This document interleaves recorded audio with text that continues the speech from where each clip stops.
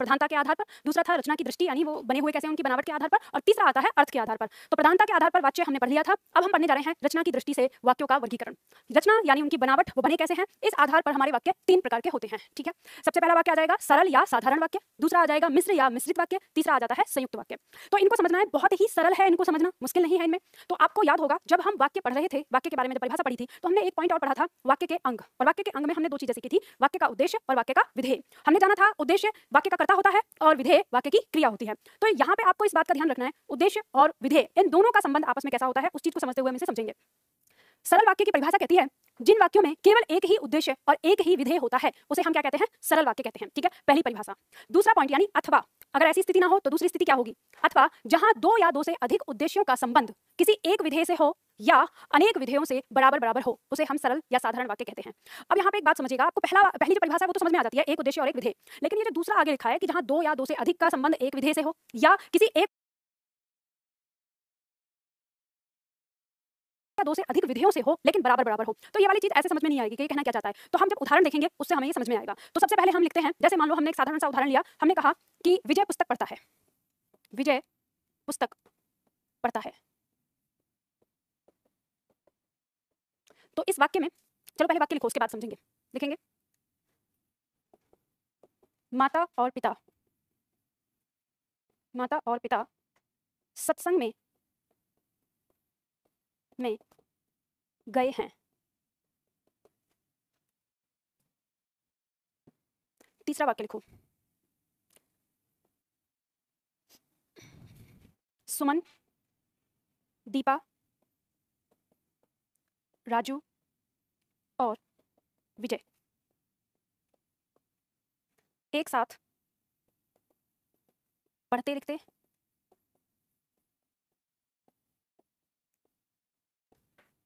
खेलते कूदते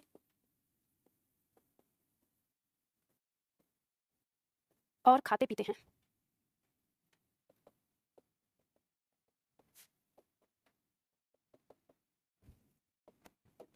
सुमन, दीपा, राजू और विजय एक साथ पढ़ते लिखते खेलते कूदते और खाते पीते हैं।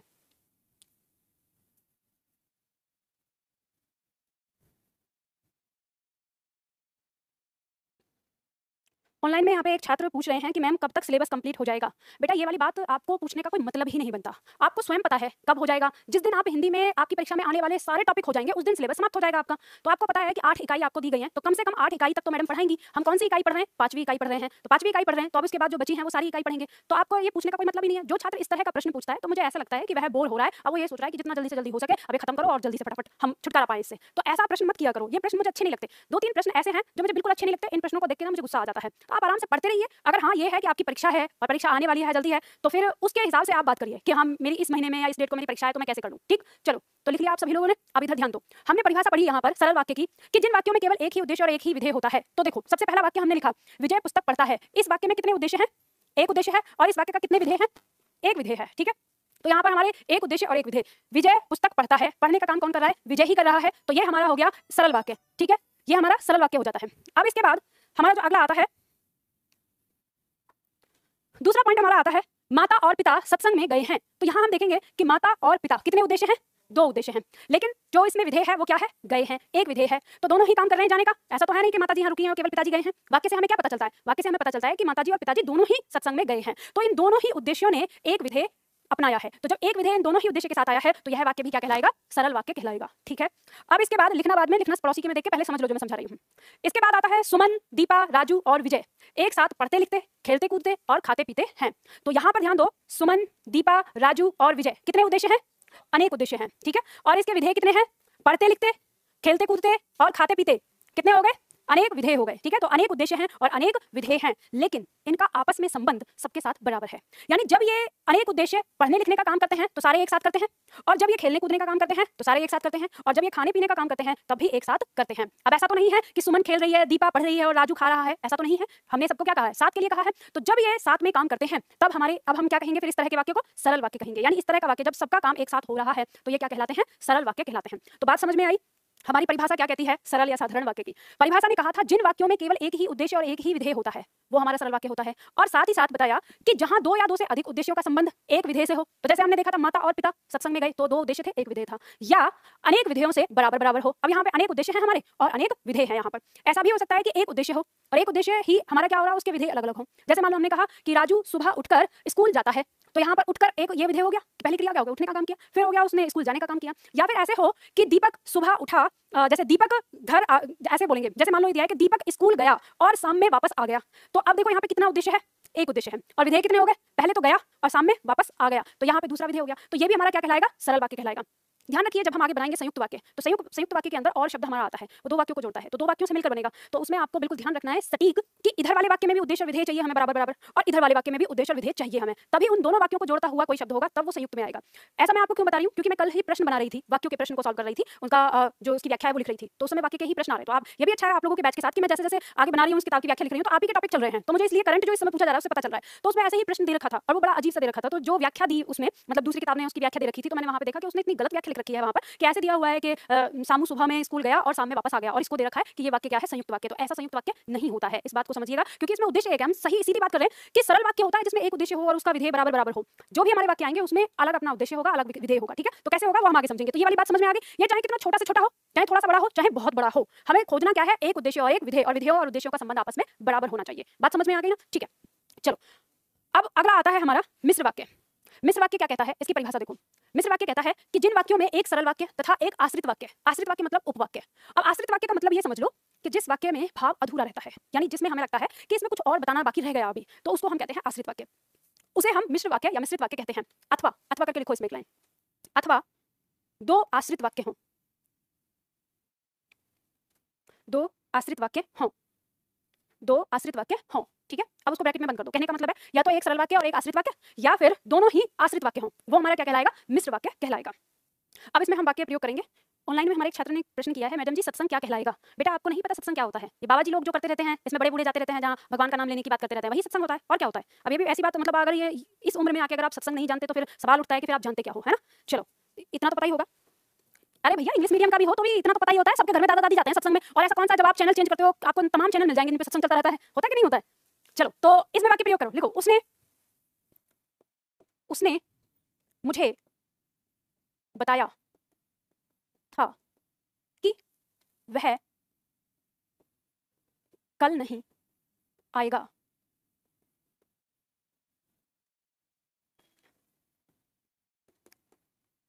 दूसरा वाक्य लिखो, जिस व्यक्ति में दया नहीं है, जिस व्यक्ति में दया नहीं है वह पशु के समान है।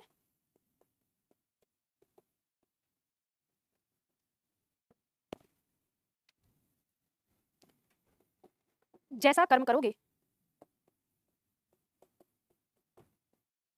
जैसा कर्म करोगे वैसा फल पाओगे।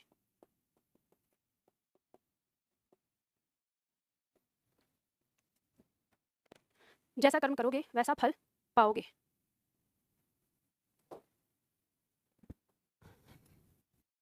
लिख लिया। चलो ध्यान दो, वाक्य कह रहा है मिश्र वाक्य या मिश्रित वाक्य, जिन वाक्यों में एक सरल वाक्य हो और एक आश्रित वाक्य हो। आश्रित वाक्य हमने देखा ही जिसका भाव पूरा ना हो, यानी उसका भाव पूरा होने के लिए किसी दूसरे वाक्य पर निर्भर करता हो, उसी को हम आश्रित वाक्य कहते हैं। या फिर उसमें दोनों ही आश्रित वाक्य हो, तो वो वाक्य हमारा क्या कहलाता है, मिश्र या मिश्रित वाक्य कहलाता है।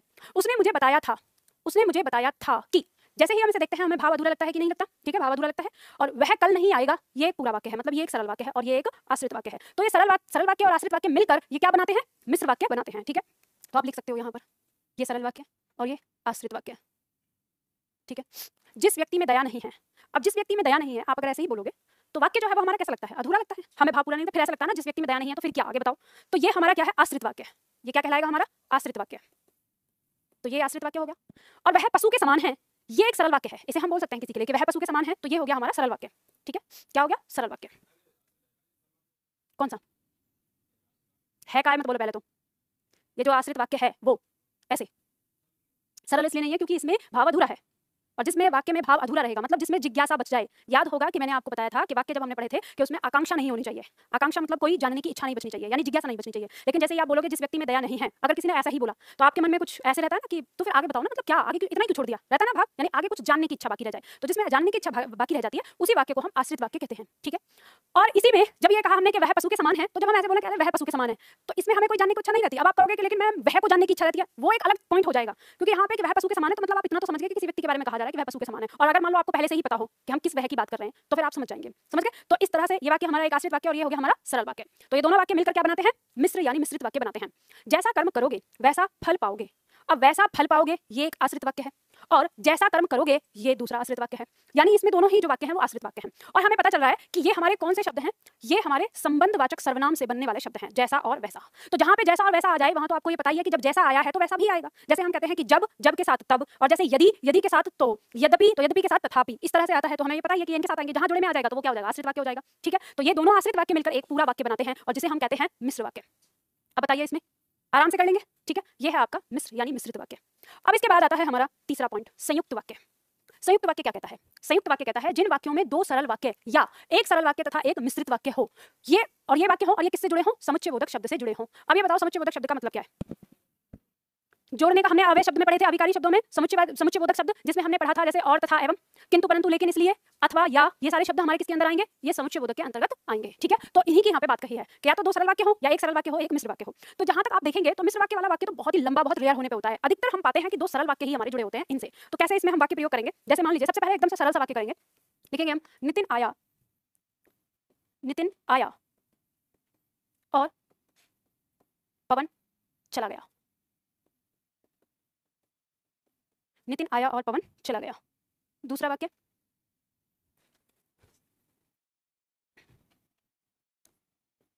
वह या अजय, अजय तुम्हारे घर नहीं जाना चाहता क्योंकि तुम्हारा घर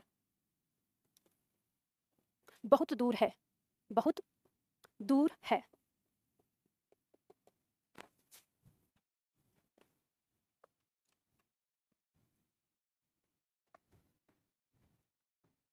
दूसरा वाक्य लिख लो, तुमने उसे नाराज कर दिया इसलिए वह तुमसे बात नहीं करना चाहता।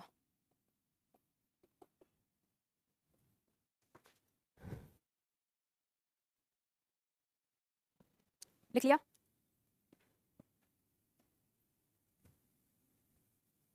ठीक है। चलो देखो समझो, यहाँ पर हमारा जो वाक्य है यानी परिभाषा है संयुक्त वाक्य की, वो कह रही है कि जिन वाक्यों में दो सरल वाक्य हों और किससे जुड़े हों, समुच्चयबोधक शब्द से जुड़े हों, तो उसे हम क्या कहते हैं, संयुक्त वाक्य कहते हैं। नितिन आया हमने बहुत छोटा सा बनाया, सरल वाक्य में हमारा क्या चाहिए, हमें एक उद्देश्य और एक विधेय चाहिए। तो यहाँ पे नितिन एक उद्देश्य और इसका एक विधेय हो गया, और फिर पवन चला गया, ये अपना एक उद्देश्य और इसका अपना एक विधेय, ठीक है। तो ये दो सरल वाक्य हैं, एक सरल वाक्य ये, एक सरल वाक्य ये, और ये जुड़ा किससे है, समुच्चयबोधक शब्द से। तो ये वाक्य क्या कहलाएगा, संयुक्त वाक्य कहलाएगा, ठीक है। अजय तुम्हारे घर नहीं जाना चाहता, हम चाहें तो इस एक वाक्य को ऐसे ही रख सकते हैं, इसमें एक उद्देश्य हो गया अजय और चाहना उसका क्या हो गया, विधेय हो गया। तो ये एक सरल वाक्य हो गया, अजय तुम्हारे घर नहीं जाना चाहता। अगर हम चाहें तो एक ऐसे ही वाक्य बोल सकते हैं, अपने आप में पूरा कंप्लीट है। फिर आगे दिया क्योंकि तुम्हारा घर बहुत दूर है, तो ये दूसरा सरल वाक्य हो गया कि तुम्हारा घर बहुत दूर है, केवल ये भी रख सकते हैं। तो यहाँ पर उद्देश्य हो गया तुम्हारा घर दूर होना, ये हो गया इसका विधेय, ठीक है। तो इस तरह से दो सरल वाक्य हैं जो किससे जुड़े हैं, क्योंकि से जुड़े हैं, एक समुच्चयबोधक शब्द से जुड़े हैं। तो ये वाक्य हमारा क्या हो गया, संयुक्त वाक्य हो गया। तुमने उसे नाराज कर दिया, तुमने उसे नाराज कर दिया, एक उद्देश्य और एक विधेय, अपने आप में एक सरल वाक्य। वह तुमसे बात नहीं करना चाहता, वह तुमसे बात नहीं करना चाहता, एक उद्देश्य और एक विधेय, अपने आप में एक सरल वाक्य, ठीक है। तो दोनों ही सरल वाक्यों को किससे जोड़ा गया है, इसलिए से जोड़ा गया। तो ये अब हमारा क्या कहलाएगा, ये हमारा संयुक्त वाक्य कहलाएगा, ठीक है। इस तरह से हम इसका यानी इसे प्रयोग करेंगे। तो बात समझ में आ गई, संयुक्त वाक्य हमारे किस तरह के होंगे। तो अब आपकी परीक्षा में आता है वाक्यों को बदलने का, यानी वाक्य परिवर्तन। वाक्य परिवर्तन यानी संयुक्त वाक्य से सरल वाक्य बनवाएगा और सरल वाक्य से मिश्र वाक्य, मिश्र वाक्य से संयुक्त या सरल वाक्य। तो अब उसका अभ्यास करेंगे हम। तो ये बात समझ में आ गई। चलो अब आगे पॉइंट दिया है हमारा वाक्य परिवर्तन। वाक्य परिवर्तन में आपके सामने दिया है एक सरल वाक्य, ठीक है। सरल वाक्य क्या है? शोर मचाने वाला बालक पकड़ा गया, ये एक सरल वाक्य है। आपको इसमें क्या बनाना है? एक बनाना है मिश्र वाक्य और एक बनाना है संयुक्त वाक्य। अब मैं पहले वाक्य को बनाने से पहले आपको बताती हूँ तरीका कैसे बनाना, ठीक है। पहले सीख लो, उसके बाद बताना, ठीक है, कैसे बनेगा। तो यहाँ पे जैसे ही आप मिश्र वाक्य बनाएंगे तो आप इस दिमाग पे जोर मत लगाइए, आप जोर डालिए अपने मिश्र वाक्य की परिभाषा पर। परिभाषा क्या कहती है? तो परिभाषा कहती है कि एक सरल वाक्य चाहिए और एक आश्रित वाक्य चाहिए, या फिर दोनों आश्रित वाक्य चाहिए। तो आपको देखना है कि जो ऊपर वाक्य दिया है, क्या इससे एक आश्रित वाक्य और एक सरल वाक्य बना सकते हैं हम, या फिर दोनों ही आश्रित वाक्य बना सकते हैं कि नहीं। तो ये पॉइंट देखना है। फिर दूसरा पॉइंट ध्यान रखना है कि क्रिया जिस काल में है, वाक्य भी उसी काल में आपको रखना होगा, परिवर्तित वाला। तो हम यहाँ देखेंगे कि शोर मचाने वाला बालक और ऊपर से फिर दिया पकड़ा गया, ठीक है। यहाँ पे कहा गया है शोर मचाने वाला बालक पकड़ा गया। तो हम इसे ऐसे बना सकते हैं कि जिस बालक ने शोर मचाया था। अब जैसे हम लोग कहें कि जिस, ध्यान रखना, जो, जिसने, जिसका, जिनकी, जिनके, जिन्होंने, जिन्हें, ये जिस भी शब्द के साथ शुरू होगा वो हमेशा क्या लेगा? आश्रित वाक्य बनाएगा, ठीक है। तो आप इस तरह से बना सकते हैं कि जिस बालक ने शोर मचाया था या जिस बालक ने शोर मचाया, ये हो गया आश्रित। फिर आगे क्या करोगे? वह पकड़ा गया, और ये क्या हो गया? सरल, ठीक है। तो मिश्र वाक्य लिखो, बनाओ। जिस बालक ने शोर मचाया, जिस बालक ने शोर मचाया वह पकड़ा गया।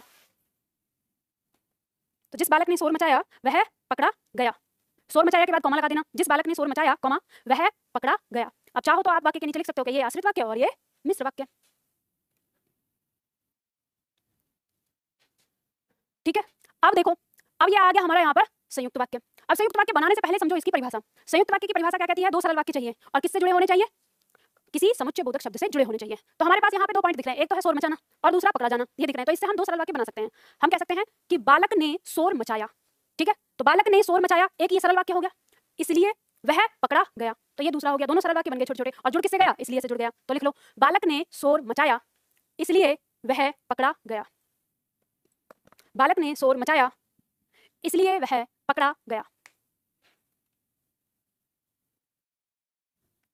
ठीक है। अब समझ में आ गया आप लोगों को कैसे ध्यान देना है, हमको किस तरह से करना है। तो चलिए, दूसरा वाक्य आपको दिया हुआ है और यह वाक्य है आपके सामने मिश्र वाक्य। जब तक शिक्षक कक्षा में होते हैं तब तक बच्चे शांत रहते हैं। और इस वाक्य से आपको एक बनाना है सरल वाक्य और एक बनाना है संयुक्त वाक्य। सबसे पहले फोकस करो कि वाक्य किस काल में है। ता है, ती है, ते है, तो आपको ता है, ती है, ते है में रखना है, ठीक है। और उसके बाद इसमें जो काम है, शिक्षक का कक्षा में होना और बच्चों का शांत होना। तो अब इन दोनों के माध्यम से आपको एक सरल वाक्य बनाना है जिसमें एक उद्देश्य हो और एक विधेय हो। तो बनाइए, प्रयास करिए। और बच्चे शांत रहते हैं तो फिर संयुक्त वाक्य और इसमें क्या अंतर रह जाएगा? बताओ जल्दी से, बनाओ, दिमाग लगाओ, जल्दी जल्दी बताओ फटाफट। जब भी इस तरह का वाक्य हो तो ध्यान देना, वाक्य सामने है आपके, कर्ता क्या हो सकता है, ठीक है, कर्म क्या हो सकता है, अधिकरण क्या हो सकता है, ये सारी चीजें आप देख सकते हैं, और क्रिया क्या हो सकती है, और फिर उसके बाद आपको उनका क्रम। तो मान लो यहाँ पे हम देखें तो शांत रहने का काम कौन कर रहे हैं? बच्चे कर रहे हैं। तो बच्चे को हम कर्ता बना सकते हैं, ठीक है। हम ये कह सकते हैं कि बच्चे। अब बच्चे के बाद हम ये कहें कि बच्चे कक्षा में शिक्षक के सामने शांत रहते हैं। कर लेंगे, एक सरल वाक्य बन जाएगा। बच्चे हो गया कर्ता, ठीक है। तो बच्चे कक्षा में, वो क्या स्थान को बता रहे हैं? बच्चे कक्षा में शिक्षक के सामने शांत रहते हैं, ठीक है। तो ये हो जाएगा हमारा सरल वाक्य। बच्चे कक्षा में शिक्षक के सामने शांत रहते हैं। लास्ट में क्रिया पे ध्यान देना है, ता है, ती है, ते है आना चाहिए। तो लास्ट में क्रिया आप ये बोलेंगे, लेकिन आपका वाक्य बताइए क्रम के आधार पर सही है क्या? आपको देखना है कर्ता, और कर्ता वाक्य में सबसे पहले लगाया जाता है। तो आप यहाँ देखेंगे फिर कक्षा में वो किसको दिखा रहा है? अधिकरण को दिखा रहा है, यानी क्रिया कहाँ हो रही, क्रिया के होने का स्थान है कक्षा, तो वो कर्ता के बाद होना चाहिए। तो आपको क्रम भी तो देखना है। आप अपनी बोलचाल में उसको सही मानेंगे, लेकिन व्याकरणिक तौर पर वो सही नहीं माना जाएगा, ठीक है। और आप ऐसे कर सकते हैं, ये जैसे आपने तरीका अपनाया, आपने ये वाक्य एक बना लिया, इसे आप रफ वाक्य बना सकते हैं। रफ वाक्य बनाने के बाद फिर आप ध्यान दीजिए कि इसमें वाक्य में कर्ता कौन है, तो कर्ता को आप पहले रखिए और फिर उस क्रम में पिरो दीजिए, अपने आप वाक्य सही बन जाएगा आपका। समझ रहे हैं ना? इस तरह से संयुक्त वाक्य बताओ। रहता है नहीं, व्याकरण संबंधित गलती हो जाएगी। शिक्षक कक्षा में होते हैं इसलिए बच्चे शांत रहते हैं, ठीक है, इस तरह से हो जाएगा। शिक्षक कक्षा में होते हैं इसलिए बच्चे शांत रहते हैं, संयुक्त वाक्य बन गया। शिक्षक कक्षा में होते हैं इसलिए बच्चे शांत रहते हैं। देखो ध्यान दीजिए, आपकी परीक्षा में जब आएंगे ये वाक्य, जब आपसे पूछा जाएगा तो आपको 4 ऑप्शन मिलेंगे। तो 4 ऑप्शन में से आपको काटना आसान रहेगा। तो अभी आपको थोड़ा टफ लग रहा होगा कि हम कैसे बनाएं, लेकिन वहाँ आपके पास 4 विकल्प होंगे, और जब 4 विकल्प होंगे तो आप चारों में से पहचान लेंगे कि सही कौन सा है, तो वो अच्छी तरह से पहचान लेंगे। तो आपको ये अभ्यास करना है, आज घर जाके आपका यही होमवर्क रहेगा। यानी कि यहाँ पर जो वाक्य दिए हुए हैं, इन वाक्यों से ऐसे ही आप कोई भी वाक्य बनाना और वाक्य को बनाकर देखना, उसका मिश्र वाक्य बनाकर देखना, उसका संयुक्त वाक्य बनाकर, और संयुक्त से फिर सरल बनाने का ये प्रैक्टिस करना, ठीक है, इस तरह से। और एक एक दिन अगर आप अभ्यास करके छोड़ दोगे, परीक्षा के लिए आप एकदम तैयार हो। अब देखो तीसरा, यहाँ संयुक्त वाक्य दिया है आपके पास और आपको बनाना है सरल वाक्य। अब सरल वाक्य बनाने के लिए आपको क्या चाहिए होता है? सरल वाक्य के लिए आपको एक उद्देश्य एक विधेय चाहिए होता है, या अगर उद्देश्य ज्यादा हो रहे हैं तो दोनों उद्देश्यों का संबंध एक विधेय से चाहिए, या विधेय ज्यादा हो रहे हैं तो दोनों विधेयों का संबंध एक उद्देश्य से चाहिए। तो इस तरह से आपको बनाना है। संयुक्त वाक्य दिया है, सूर्य उदय हुआ और कुहासा जाता रहा। तो यहाँ पर हमारे पास जो शब्द हैं इनको हमें एक उद्देश्य और एक विधेय में बनाना है। यानी एक अगर दो उद्देश्य हैं और दो विधेय हैं और दोनों के अलग अलग ही हैं, लेकिन आपको जोड़ना ऐसे है कि वो सरल वाक्य में ढल जाए, ना तो वो आश्रित वाक्य रहे और ना ही वो दो सरल वाक्य रहे, क्योंकि यहाँ जुड़ा हुआ है। और लगाइए दिमाग। क्या आप ऐसा कह सकते हो कि सूर्य उदय होते ही कुहासा जाता रहा, और इसमें कहीं कोई आश्रित वाक्य नहीं है बना और ना ही कहीं कोई किसी समुच्चय बोधक से जुड़ा। आप ऐसा जान लो कि आश्रित वाक्य, इसको मिश्र वाक्य अलग निकाल दो, संयुक्त वाक्य अलग निकाल दो, जो कुछ बचता है वो सबका सब किस में आता है? सरल वाक्य के अंदर आता है। तो सूर्य उदय होते ही कुहासा जाता रहा। अब मिश्र वाक्य बनाना है तो आसान है, बनाओ मिश्र वाक्य। मिश्र वाक्य नहीं हो पाया ना, आधा आश्रित वाक्य और सरल वाक्य निकलता है मिश्र वाक्य में बालक, इसमें टुकड़े निकलते हैं, वाक्य नहीं निकलता। इसमें क्या निकलता है? टुकड़ा। ठीक है, जो मिश्र वाक्य है उसमें कम से कम आपको एक सरल वाक्य और एक आश्रित चाहिए, या फिर दोनों के दोनों आश्रित चाहिए। तो आप ये नहीं कहेंगे आश्रित कैसे बनता है, जैसे मिश्र वाक्य में बनाओगे, जैसे ही सूर्य उदय हुआ वैसे ही कुहासा जाता रहा। तो ध्यान रखना, आश्रित बनाने के लिए जब आप दो आश्रित बनाते हो, कुहासा सूर्य उदय होने पर जाता रहा, हाँ कोहरा कोहरा, हाँ ऐसे बना सकते हो आप, कुहासा को पहले ले लो कि कुहासा सूर्य उदय होने पर जाता रहा ऐसे ठीक है, दोनों तरह से ठीक है। ठीक है, जिसको भी आप पहले रखो। ठीक है, मिश्र वाक्य में क्या बनाया, या तो ज्यों से बना लो, ज्यों ही सूर्य उदय हुआ त्यों ही कुहासा जाता रहा।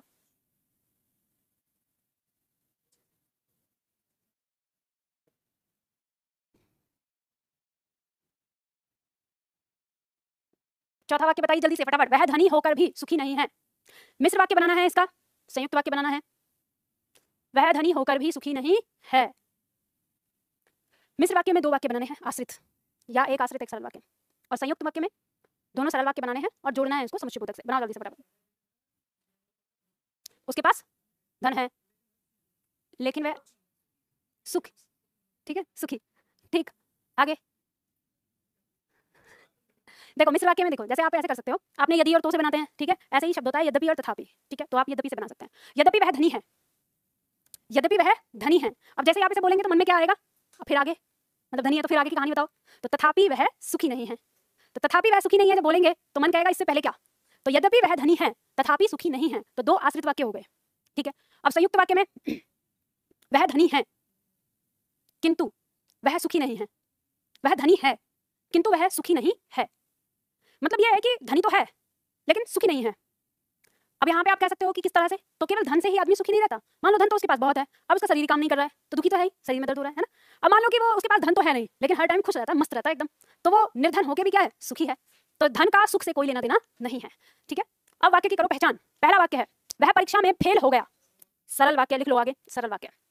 दूसरा, वह अनपढ़ है परंतु उसे व्यावहारिक ज्ञान है, संयुक्त वाक्य हो गया कि वह अनपढ़ है और उसे व्यावहारिक ज्ञान है, दोनों अलग अलग सरल वाक्य हैं और परंतु से जुड़े हैं। मुझे तुम पर विश्वास है कि तुम पास हो जाओगे, मिश्र वाक्य। ठीक है, मजदूरों ने अपना काम जल्दी समाप्त कर लिया, सरल वाक्य लिख लो। मैंने उससे पूछा कि तुम कब तक आओगे, मिश्र वाक्य। मैंने उससे पूछा कि तुम कब तक आओगे, ये हो गया एक सरल वाक्य। मेरे पिताजी कल आगरा गए थे और उनके साथ चाचा जी भी गए थे, संयुक्त वाक्य। मेरे पिताजी आगरा गए थे, एक वाक्य ये हो गया। उनके साथ चाचा जी भी गए थे, ये दूसरा वाक्य हो गया। उससे थोड़ी ना फर्क पड़ता है, और वाक्य जो है जुड़े हैं, दोनों वाक्य वो और से जुड़े हैं। ठीक है, तो इसलिए ये संयुक्त वाक्य हो गया। आपको निकालना है सरल वाक्य। सरल वाक्य का मतलब एक उद्देश्य एक विधेय चाहिए हमें, तो उनके साथ चाचा जी, ये एक उद्देश्य हो गया, भी गए थे, ये उसका विधेय हो गया। और वहां पे मेरे पिताजी आगरा गए थे, वो उद्देश्य और विधेय, तो दोनों उसमें आ गया। तो इस तरह से वाक्य जब भी आएगा वो हमारा क्या कहलाएगा, संयुक्त वाक्य कहलाएगा। अगला आता है अर्थ की दृष्टि से वर्गीकरण। अर्थ की दृष्टि से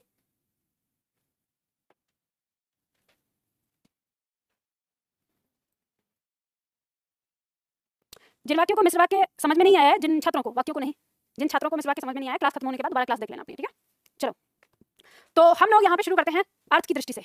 समझो, ध्यान दो फटाफट। अर्थ की दृष्टि से वाक्यों का वर्गीकरण। अर्थ की दृष्टि से वाक्य हमारे कितने होते हैं, 8 प्रकार के होते हैं। सबसे पहला वाक्य आ गया विधिवाचक। विधिवाचक वाक्य का मतलब होता है, इसको विधानवाचक भी कहते हैं। ठीक है, क्या कहते हैं, विधानवाचक। लिख लेना साथ में, यहाँ पे लिख लो ब्रैकेट में, विधानवाचक। ठीक है, विधानवाचक। इसे हम सकारात्मक वाक्य भी कहते हैं। ठीक है, सकारात्मक वाक्य भी कहते हैं इसको। तो 3 नाम हो गए, विधिवाचक, सकारात्मक और विधानवाचक। ये वाक्य कौन से होते हैं, जिस वाक्य में कार्य का होना या करना पाया जाता है उसे हम क्या कहते हैं, सकारात्मक वाक्य, विधानवाचक वाक्य या विधिवाचक वाक्य। जैसे उदाहरण के तौर पर लिखो आप जल्दी से, आपको लिखना है उदाहरण। एक वाक्य लिखो, जैसे हमने कहा सोहन नाचता है, सोहन नाचता है, बिल्कुल एकदम साधारण। दूसरा वाक्य लिखो, शिक्षक ने पाठ पढ़ाया, शिक्षक ने पाठ पढ़ाया, शिक्षक ने पाठ पढ़ाया। तीसरा वाक्य लिखो, मेरी बहन कल ही बाजार गई थी। मेरी बहन कल ही बाजार गई थी। अब ये बताइए, तीनों वाक्य आपने लिखे, इसमें किसी वाक्य में आपको ऐसा लगा कि काम नहीं हुआ है? सब में काम हो रहा है, काम का करना पाया जा रहा है, काम का होना पाया जा रहा है, ठीक है। जैसे काम का करना तो हमने ये सारी चीजें देखी। काम का होना, जैसे मान लो कि हम कहें कि वह एक डॉक्टर है, आप चाहो तो लिख सकते हो अगर स्थान है तो, वह एक डॉक्टर है, या वह एक वकील है, वह एक जज है, कुछ भी लिखेंगे तो यहाँ क्या है, उसका होना पाया जा रहा है, तो इसको हम कहेंगे सकारात्मक या विधिवाचक या विधानवाचक वाक्य। बात समझ में आ गई? अब चलिए दूसरा पॉइंट आता है निषेधवाचक वाक्य। निषेधवाचक वाक्य को दूसरा हम जानते हैं नकारात्मक वाक्य के नाम से। हम ये कह सकते हैं जिस वाक्य के अंदर निषेधवाचक वाक्य शब्द आते हों, जैसे हम कहेंगे नहीं, मत, न या ना, ये हमारे क्या होते हैं, निषेधवाचक शब्द होते हैं। तो जिस वाक्य के अंदर किसी काम का, यानी जिस वाक्य के अंदर किसी काम का नहीं होना या नहीं करना पाया जाएगा, उसे हम क्या कहेंगे, निषेधवाचक वाक्य कहेंगे। जैसे उदाहरण के तौर पर लिखो, गली में बच्चे नहीं खेल रहे थे। गली में बच्चे नहीं खेल रहे थे। गली में बच्चे नहीं खेल रहे थे। दूसरा वाक्य लिखो, मेरा भाई स्कूल नहीं जाता है। मेरा भाई स्कूल नहीं जाता है। मेरा भाई स्कूल नहीं जाता है। तीसरा वाक्य, माँ ने बच्चे को खाना नहीं खिलाया। माँ ने बच्चे को खाना नहीं खिलाया। माँ ने बच्चे को खाना नहीं खिलाया। तीन वाक्य यहाँ पर आपने देखे। तीनों वाक्यों में हमें क्या दिखाई दे रहा है, काम का नहीं होना, ठीक है। तो काम का नहीं होना पाया तो हम इस वाक्य को क्या कहेंगे, निषेधवाचक या नकारात्मक वाक्य कहेंगे, ठीक है। अब आता है हमारा तीसरा वाक्य, आज्ञावाचक वाक्य। आज्ञावाचक वाक्य हमारा क्या कहलाता है, जिस वाक्य में किसी काम की आज्ञा या अनुमति, ठीक है, दी जाए। यानी जिस वाक्य से आपको ये लगे कि इस काम को कोई और करने वाला है, यानी जो बोल रहा है बोलने वाला से नहीं करेगा, इस काम को कोई और करने वाला है, बोलने वाला तो उसको अनुमति दे रहा है या तो आज्ञा या आदेश दे रहा है, तो वो हमारा क्या कहलाएगा, आज्ञावाचक वाक्य कहलाएगा। जैसे वाक्य प्रयोग करो, ये पुस्तकें छात्रों में बांट दो। ये पुस्तकें छात्रों में बांट दो। ये पुस्तकें छात्रों में बांट दो, ठीक है। दूसरा वाक्य लिखो, घर आते हुए कुछ फल ले आना। घर आते हुए कुछ फल ले आना। घर आते हुए कुछ फल ले आना। कौन लाने वाला है, बोलने वाला या सुनने वाला, ठीक है। तो अब हमने कहा कि घर आते हुए कुछ फल ले आना, तो यहाँ पे इस काम में भी क्या, इस वाक्य में क्या हो रहा है, आज्ञा दी जा रही है या अनुमति दी जा रही है काम को करने के लिए। तो यहाँ पर जो हमने वाक्य देखे, इन वाक्यों में हमें पता चल रहा है कि काम किसी और दूसरे से करवाया जाएगा या काम करने के लिए प्रेरित किया जा रहा है, तो उसे हम क्या कहते हैं, आज्ञावाचक वाक्य कहते हैं। इसके अंदर हमारा जो हमने पढ़ा था प्रेरणार्थक क्रिया पढ़ी थी ना, प्रेरणार्थक क्रियाएं, तो जिसमें प्रथम प्रेरणार्थक और द्वितीय प्रेरणार्थक, ये दोनों ही प्रकार के हमारे किसमें आते हैं, आज्ञावाचक में आएंगे। उसमें बनने वाले जितने भी वाक्य होंगे वो सब किसमें आएंगे, आज्ञावाचक में। जैसे हमने कहा था कि माँ आज खाने में चावल बनाना, तो यहाँ पर भी काम जिसे बोला जा रहा है वो करने वाला है, ठीक है। और माँ आज खाने में चावल बनवाना, तो यह भी कोई और ही करने वाला है। तो जब काम कोई और करने वाला होता है तो वहां पर हमारा कौन सा वाक्य होता है, आज्ञावाचक, ठीक है। जैसे मान लो हम बोलेंगे कि दरवाजा बंद कर दो, ये भी होगा, पेन उठा दो, ये भी होगा, एक गिलास पानी दे दो, ये भी होगा, ठीक है। इस तरह के वाक्य जो होते हैं वो सब हमारे किसमें आएंगे, आज्ञावाचक में। नंबर 4 आता है प्रश्नवाचक वाक्य। प्रश्नवाचक वाक्य हमारा क्या कहलाता है, जिस वाक्य में कोई प्रश्न किया जाता है उसे हम प्रश्नवाचक वाक्य कहते हैं। हमें पता चल गया प्रश्नवाचक का भाव होना चाहिए, यानी प्रश्न होने का भाव होगा। जैसे वाक्य प्रयोग करिए, इसमें लिखिए, क्या तुम स्कूल जा रहे हो। क्या तुम स्कूल जा रहे हो। शब्दावली किसके पास नहीं है, अरे लिखो, मेरी तरफ क्या देख रहे हो, मैंने पूछा थोड़ी है, लिखो। शब्दावली किसके पास नहीं है, सबके सब बस देखने लगे। शब्दावली किसके पास नहीं है। दूसरा वाक्य, कल यहाँ कौन आया था। कल यहाँ कौन आया था। कल यहाँ कौन आया था। अब एक बात ईमानदारी से बताना, कितने छात्र हैं जिन्होंने वाक्य के अंत में ये लगाया है, और जिन्होंने नहीं लगाया वो कितने छात्र हैं, बताओ बताओ बताओ। बाकी सबने, क्योंकि जिन्होंने हाथ उठाया बाकी सबने नहीं लगाया। तो चलो अपने आप को एक घुसा लगाओ पहले। तो ये प्रश्नवाचक वाक्य है, ठीक है। तो प्रश्नवाचक वाक्य में आपको क्या लगाना होता है, प्रश्नवाचक चिन्ह, ठीक है। तो याद रखिए इस बात को, जब भी आप वाक्य लिखेंगे और वाक्य में प्रश्नवाचक आया, वाक्य शुद्धिकरण में ये हिस्सा होता है। अगर प्रश्नवाचक वाक्य दिया और आपने ये चिन्ह नहीं लगाया तो वाक्य गलत माना जाएगा, ठीक है। तो इस बात को याद रखना। तो चलिए, तो पहला वाक्य था हमारा, क्या था पहला वाक्य, क्या तुम स्कूल जा रहे हो। तो यहाँ पे पूछा जा रहा है, अब इसके बदले में क्या आएगा, प्रश्न का उत्तर आएगा, उत्तर मिलेगा हमें, तो कि हाँ जा रहा हूँ या नहीं जा रहा हूँ, ये चीज आएगा। तो ये हमारा क्या है, प्रश्नवाचक। दूसरा वाक्य क्या था, शब्दावली किसके पास नहीं है, तो इसमें भी हमें उत्तर मिलेगा। इसमें शब्द दिया जैसे किसके, प्रश्नवाचक शब्द हो गया। इससे पहले में दिया क्या, प्रश्नवाचक शब्द हो गया, ठीक है। तीसरा था हमारा यहाँ, कल यहाँ कौन आया था, तो कौन, ये हमारा प्रश्नवाचक हो गया। तो प्रश्नवाचक शब्द आ रहे हैं तीनों में और प्रश्न का भाव लिए हुए ही है, तो ये हमारा वाक्य क्या कहलाएगा, प्रश्नवाचक वाक्य कहलाएगा। ये बहुत सरल है, आराम से पहचानते ही हो आप, इसमें कुछ ऐसा है ही नहीं, ठीक है। चलो आगे बढ़ते हैं। अगला आता है हमारा नंबर 5, विस्मयवाचक वाक्य। विस्मयवाचक वाक्य की परिभाषा कहती है, जिस वाक्य में विस्मय मतलब आश्चर्य, शोक, हर्ष, घृणा, खुशी, प्रेम, आदि भाव यानी आदि का भाव पता चले, जहां पे आपको भाव के बारे में पता चले, वो वाक्य हमारे क्या कहलाएंगे? विस्मयवाचक वाक्य कहलाते हैं। वाक्य प्रयोग करिए, इसमें लिखिए। जैसे हम कहेंगे, वाह क्या बात कही है। अब ये जो वाक्य है इसमें बताइए अंत में क्या लगाएंगे? प्रश्नवाचक चिन्ह लगाएंगे कि पूर्ण विराम?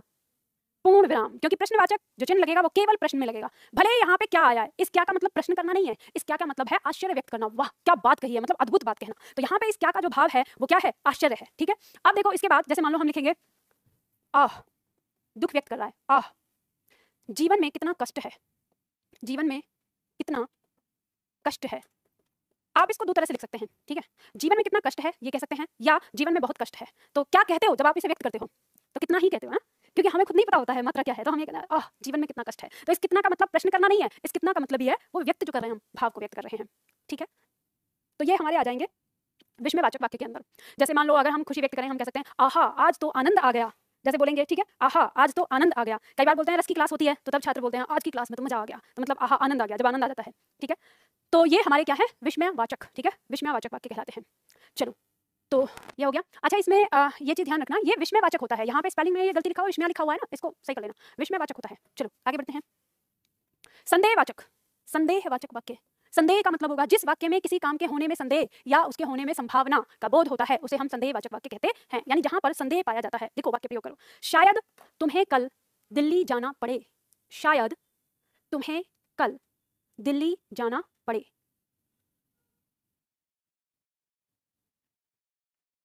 ऑनलाइन में एक छात्र ने कहा है कि मोहन इधर आओ, ये विस्मयवाचक है कि आज्ञावाचक? ध्यान दे रहा, जब आप लिख रहे हो मोहन और मोहन के बाद आप इसको लगा रहे हो तो इसका मतलब होता है संबोधन। और जब आप विस्मयबोधक चिन्ह की बात करते हैं तो विस्मयबोधक चिन्ह जो है संबोधन के बाद भी लगता है। तो संबोधन होने का मतलब ये नहीं है कि ये आपका विस्मयवाचक हो जाएगा। समझ गए? विस्मयवाचक अगर भाव वाले शब्द होते हैं तभी होता है। ये साफ दिखाई दे रहा है कि मोहन इधर आओ या मोहन पानी का गिलास लाओ, ये सब क्या है? आज्ञा को दे रहा है। तो जब किसी का नाम लेकर जब आप पुकारा जाता है तो यहाँ पे आप इस चिन्ह का प्रयोग करें या इस चिन्ह का प्रयोग करें, दोनों का मतलब यही होता है। ठीक है, तो ये आपका विस्मयवाचक नहीं होगा।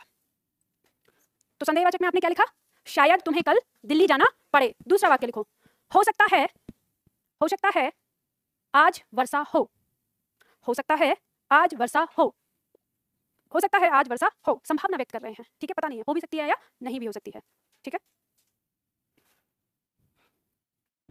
नेक्स्ट आता है इच्छावाचक वाक्य।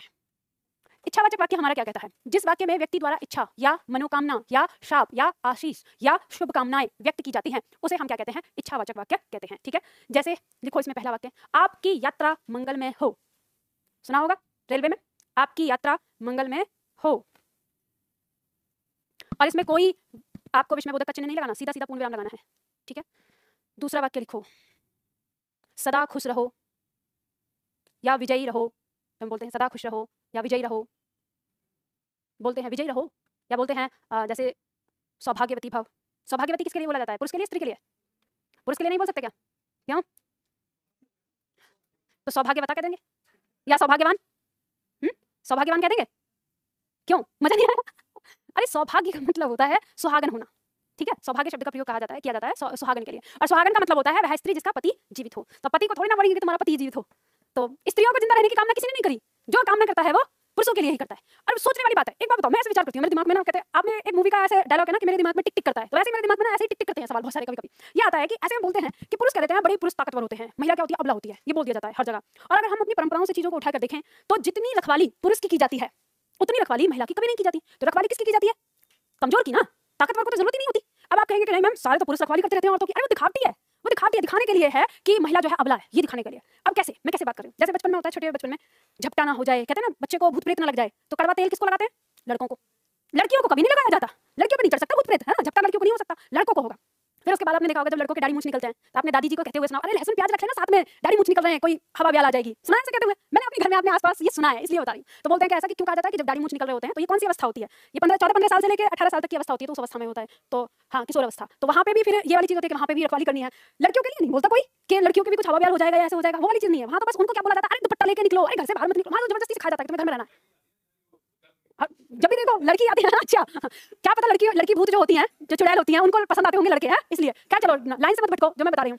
अब दूसरा चीज होता है कि जितने भी व्रत हैं, अब चाहे करवा चौथ का व्रत देखो, अघोई अष्टमी का व्रत देखो, आज अघोई अष्टमी का व्रत है। अब देखना आज माताएं जो है अपने बच्चों के लिए, और बच्चों के लिए भी कौन सी, इस व्रत को वही स्त्री रख सकती है जिसके पुत्र हो, पुत्री के लिए नहीं रख सकती। मतलब मतलब ये कहा जाएगा ना जिसके बेटा है ना वही रखेगी, बेटे के लिए रखा जाता है, बेटे की रक्षा के लिए, बेटे की सुरक्षा के लिए। करवा चौथ किसके लिए रखा जाता है? पति की रक्षा के लिए, पति की सुरक्षा के लिए। और भैया दूज पे व्रत रहती है, लड़की रहती है भैया के लिए। ना का मतलब क्या है? बिना खाए राखी भी नहीं बांधती है, भैया दूज भी नहीं देती है। अब वो बात अलग है कि तुम्हारी बहन ना करती है, वो अलग बात है, लेकिन है तो रक्षाबंधन का त्योहार भी होता है, उस पे भी पूजा पाठ किए बिना नहीं बहन जब तक राखी ना बांधे। राखी किस लिए बंधी जा रही है? रक्षा सूत्र के लिए। अब यहाँ पे दो तरह के मुद्दे आते हैं, कोई कहता है भाई रक्षा करेगा, लेकिन अगर प्राचीन उसमें चले जाओ तो ये होता है कि कुछ लोग ये भी मानते हैं कि बहन जब पूजा करती है तो रक्षा के लिए वो बंधन बांधती है कि भाई मेरा बाहर जा रहा है तो ईश्वर इसकी रक्षा करे, तो इसलिए अब जो भी रहा हो जैसे भी। तो मतलब कहने का जितने भी व्रत होते हैं सारी महिलाएं रखती हैं पुरुषों की रक्षा के लिए। कभी कोई एक व्रत ऐसा है जिसमें पुरुष रखते हो कि महिलाओं के लिए? है बनिया रखते थे, कौन सा व्रत? मतलब ये वाले से, अच्छा ये जो व्रत चलो बनिया ही रख लो। कौन? तो निर्जला वो पुरुष रखते हैं, मतलब ये समझ में। तो मंगलवार को व्रत रखते हैं आप महिलाओं से अलग रहने के लिए, मतलब वहां भी हम मतलब बात यही तो ना कि चलो खैर अब मुद्दा इधर आ जाओ, बाद में बात करते हैं, पहले इसे पूरा कर लेते हैं। तो हमने क्या क्या वाक्य लिखे इसमें? आपकी यात्रा मंगलमय हो और सदा खुश रहो, ठीक है। एक और वाक्य लिखो उसमें, लिखो इसमें। अब इसमें आप लोगों को अपनी अपनी इच्छा लिखनी है, जैसे मैं दरोगा बनना चाहता हूँ, मैं आईएएस बनना चाहता हूँ, मैं एक अच्छा पिता बनना चाहता हूँ, मैं एक अच्छा पुत्र बनना चाहता हूँ, मैं एक अच्छा पति बनना चाहता हूँ। जो भी आप बनना चाहते हो तो अपनी अपनी विश लिख लो, ठीक है। अभी आपकी मर्जी है ना, इच्छावाचक में। हाँ जी, तो कोई बात नहीं, अच्छा पति नहीं बनना चाहिए क्या? है ये भी कोई शर्म की बात है? बात ही सच बताऊं तो मुझे दुनिया का ना एक चीज समझ में नहीं आती। घर में जो माँ होती है, घर में जो पिता होता है, घर में जो भाई होता है, वो ये इच्छा करते हैं कि हम ऐसे घर में अपनी बहन की बेटी की शादी करें जो घर में राज करे, कुछ भी काम न करे। और वहीं पे उल्टा वही भाई, वही पिता, वही माता ये काम न करते हैं कि घर में ऐसी बहू आए कि तीनों के काम एकदम से फिरकनी की तरह घूमे और तीनों के काम कर दे, हमको कोई काम न करना पड़े। अगर वही भाई मतलब ये अपनी पत्नी को देखे कि ये भी तो किसी की बहन है, ये भी तो किसी की बेटी है, उसके माता पिता भाई बहन भी तो ऐसी इच्छा करते होंगे ना कि उसे जाकर काम ना करना पड़े। बस सब कुछ अपने लिए ही चाहिए, दूसरे करना चाहिए। अगर पति अच्छा हो जाएगा तो आफत आएगी। इतना मजाक बना रहे हो, चलो गुड, वेरी गुड, शाबाश, है ना, अच्छा पति बनना चाहिए। चलो नेक्स्ट, नंबर 8, संकेतवाचक वाक्य। देखो कुछ नहीं है, ये सब खिलौने हैं आपके लिए, अभी तक सब बिल्कुल आपने पहले ही पढ़ा हुआ है। संकेतवाचक आपने पहले भी कई बार नाम दिया। संकेतवाचक में 2 क्रियाएं चाहिए होती हैं आपकी, तो वही कहता है जिस वाक्य में एक क्रिया का होना ना होना दूसरी क्रिया के होने या ना होने पर निर्भर करता है उसे हम संकेतवाचक वाक्य कहते हैं। हेतु हेतु मत में आपने पढ़ा, फिर जो आपने पक्ष पढ़ा था वहां पे भी आया था, ठीक है, वृत्ति में पढ़ा था संकेतवाचक वृत्ति में, फिर आपका यहाँ पे आ गया संकेतवाचक वाक्य। बार बार आपका घूम रहा है, तो लिखिए इसमें वाक्य प्रयोग करिए। यदि तुमने मेहनत की होती, यदि तुमने मेहनत की होती तो अवश्य ही सफल हो गए होते। यदि तुमने मेहनत की होती तो अवश्य ही सफल हो गए होते। यदि तुमने मेहनत की होती तो अवश्य ही सफल हो गए होते।